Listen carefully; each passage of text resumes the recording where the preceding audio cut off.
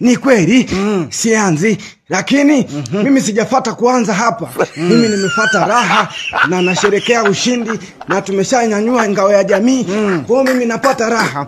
Waache wanaoendelea kuongea kwamba mbona haanzi, bora hatu angebaki.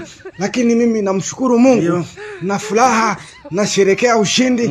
Mimi nisingeweza kuteseka na mara ya 6, ila namshukuru Mungu nipo hapa Yanga tunapata ushindi, tunasherekea. Kwa mimi swala la kutokuanza hilo kwangu wala halinipi shida. Unaweza ukaanza na usipate raha. Kule nilikuwa naanza na sikupata raha. Nimekuja hapa sianzi na napata raha.